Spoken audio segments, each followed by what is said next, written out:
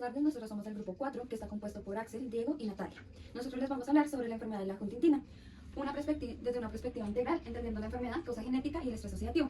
Para una persona normal, la vamos a encontrar en el cromosoma 4 como gen Huntingtina, con un triplete de SAG a menos de 27 repeticiones. Pero la persona que padece esta enfermedad va a tener una mutación en el gen de la Huntingtina y el triplete de SAG va a tener más de 35 repeticiones. Esto más adelante lo vamos a explicar. ¿Qué es la enfermedad de Huntington? Es una enfermedad hereditaria que está causada por la degeneración de células nerviosas cerebrales. Las personas nacen con esto. Los primeros síntomas empiezan a presentar desde los 30 en adelante, pero han habido casos que desde los 18 años empiezan a presentarlos.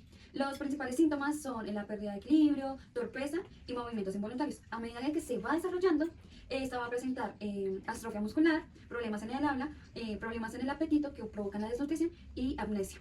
Hay personas que pues tienen esta amnesia y no reconocen a sus familiares, como hay otras personas que saben que hay a su alrededor, lo reconocen y expresan sus emociones. Esta enfermedad es, como dije anteriormente, es hereditaria, el papá la puede tener y se la puede pasar a sus hijos. Los hijos tienen un 50% de posibilidad de que tengan esta enfermedad. ¿Cómo la pueden detectar? La detectan a través de exámenes de sangre genéticos que les van a decir que si tienen o no tienen esta mutación. No existe cura exactamente para esta enfermedad, pero sí existen medicamentos que les ayudan a controlar los síntomas. No lo va a detener, pero pues sí va a retrasar un poquito los síntomas. También la enfermedad de Huntington conlleva a altos riesgos de depresión, ansiedad, incluso llevan hasta el suicidio, ya que es un impacto muy psicológico. También tenemos el impacto económico, que genera pérdida de tanto de ingresos como para la persona que posee la enfermedad, como a sus familiares, ya que estos den muchos cuidados. Y pues de último, emocionalmente, pues causa desesperanza, dolor anticipado y temor hereditario, ya que alguno de sus familiares lo pueda tener. Bueno, vamos a empezar a hablar de cómo se da la enfermedad de Huntington. Entonces, directamente, tal cual como lo pueden ver aquí registrado, la enfermedad de Huntington se da directamente en mutación genética autosomática. ¿Qué significa esto? Que nosotros tenemos genes dominantes y directamente en estos genes dominantes ocurre la malformación. Entonces, nosotros tenemos y entendemos que cuando se crea un organismo, pasa parte de una meiosis. Entonces, una meiosis es profase, metafase, anafase y telofase, que obtenemos una división cromosómica en donde se reparte el material genético que obtiene el individuo para obtener sus características genotípicas y fenotípicas. Lo que tenemos que entender en este caso es que cuando hablamos de la profase 1, tenemos el cruce de cromosomas homólogos. Entonces, acá hay secciones de genes en donde genes dominantes interaccionan e intercruzan para cambiar sus características genéticas. Entonces, cuando se dividen las células y vuelven y entran en otro proceso celular de meiosis, que es la meiosis 2, obtenemos 4 células hijas con 23 pares de cromosomas cada una. Entonces, cuando vemos esto, entendemos que el organismo ya tiene una probabilidad del 50% de ¿qué? De sufrir la enfermedad de Huntington. Entonces, esta mutación produce una proteína tóxica llamada Huntington mutada que daña progresivamente las neuronas. Entonces, ¿qué significa esto? Que pues, especialmente los ligandos basales y en la corteza cerebral son los que van a ser afectados. Cuando hablamos de que directamente se dañan las neuronas, empezamos a hablar de algo muy importante, y es que si se afectan las neuronas, ¿qué tipo de afectación neuronal hay? Porque la afectación de Huntington no es la misma afectación que el Alzheimer, no es la misma afectación que el Parkinson, porque la afectación de Huntington directamente va a una atrofia que no solamente es neuronal del sistema nervioso, sino que evita que lleguen señales directas completas al sistema muscular, y esto hace que pues, se atrofien los músculos. Al los músculos estar atrofiados, no envían señales al sistema óseo y el sistema óseo tampoco genera movimiento. Entonces vemos que hay una disminución funcional de todo el aparato locomotor en las personas. Entonces aquí en esta imagen podemos observar más o menos el mapa de donde se encuentran estos ganglios basales que están siendo afectados por la enfermedad de Huntington o la acumulación de estas placas en la membrana de la neurona. Entonces, ¿qué gen se ve afectado? El gen que se ve afectado es el gen Huntingtina, que se encuentra localizado en el cromosoma número 4 de los 23 cromosomas que existen en el ser humano. Entonces, ¿qué es lo que sucede? Sucede que este gen presenta una producción anómala exagerada de los tripletes CAG, citosina, adenina, guanina, que se encuentran presentes en el exón número 1. ¿Eso qué quiere decir? Esto quiere decir que el segmento codificante va a enviar mayor cantidad de tripletes CAG que terminan produciendo el aminoácido glutamina. Es importante la cantidad de glutaminas que hayan presentes en la proteína que se va a sintetizar, ya que esta va a definir si se trata de una proteína mutada o una proteína normal. Esta proteína que se genera es la proteína de la huntingtina. Esta huntingtina no se conoce exactamente cuál es su función, pero se ha estudiado y se han dado cuenta de que se relaciona principalmente con el transporte vesicular y con los procesos de señalización celular. Entonces, ¿cuál es la diferencia entre la proteína huntingtina normal y la proteína huntingtina que se codifica con una mayor cantidad de glutaminas? La diferencia principal es que el hecho de que tenga este aminoácido extra va a impedir que la huntingtina mutada, que aquí denominamos como MHTT, se pliegue de manera correcta. Al esta no poderse plegar de manera correcta, se comienza a acumular en forma plaquetaria encima de la membrana neuronal.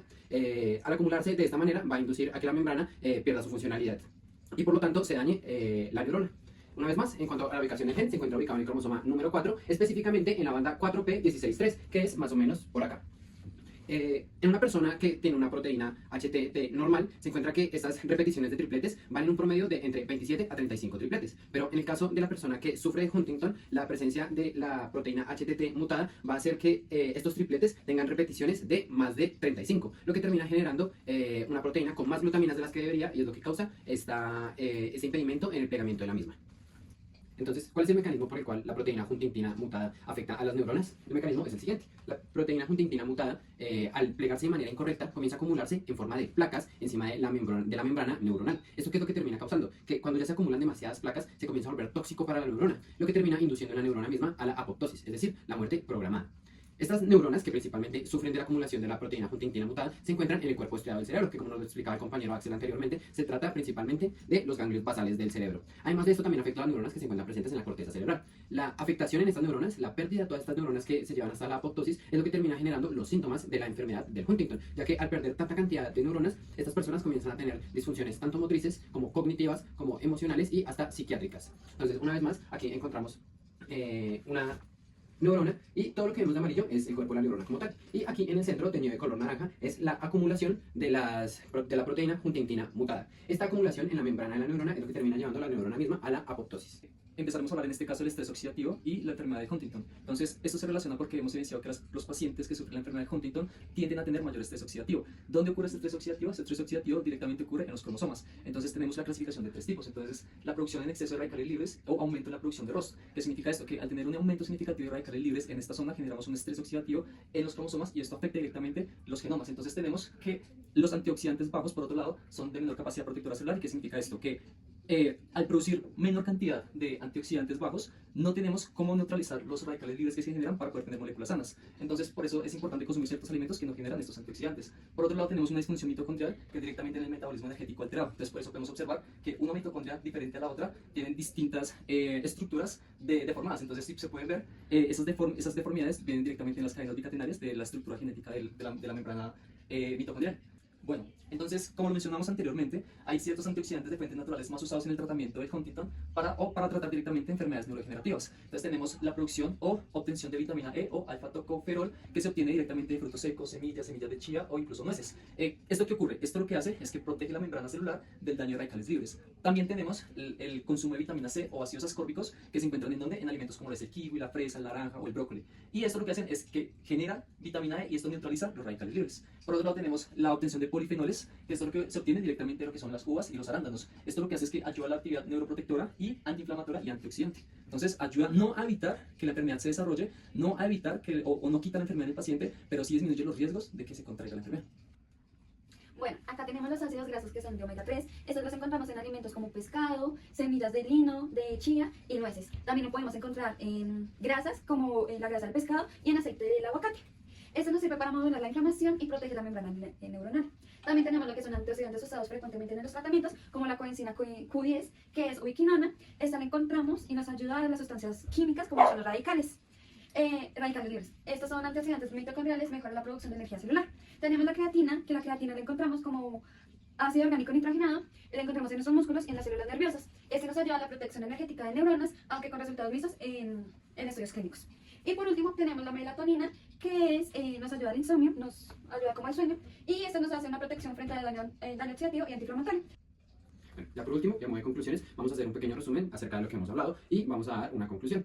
Entonces, encontramos primero que la enfermedad de Huntington es una enfermedad hereditaria que es muy grave, ya que los síntomas que se pueden generar tienen afectaciones que cambian la vida de las personas de quienes lo sufren. Por otro lado, encontramos que esta enfermedad está causada por la mutación en un gen que sintetiza una proteína anómala denominada como la proteína HTT mutada. Esta proteína HTT mutada es tóxica y termina causando la muerte de las neuronas celulares. Por último, encontramos que existe un papel fundamental del estrés oxidativo en la patogénesis de este tipo de enfermedades. ¿Eso qué quiere decir? Quiere decir que si nosotros no tenemos buenos hábitos de vida y si no consumimos una buena cantidad de antioxidantes, esto puede influir en el desarrollo temprano o en la muestra temprana de este tipo de enfermedades que son de origen genético. Por el contrario, si nosotros tenemos buenos hábitos de vida y consumimos una buena cantidad de antioxidantes, en caso de que las personas tengan la presencia de este gen, van a poder de alguna manera retrasar que se inicien los síntomas de la enfermedad y asimismo tener una mejor calidad de vida por más tiempo.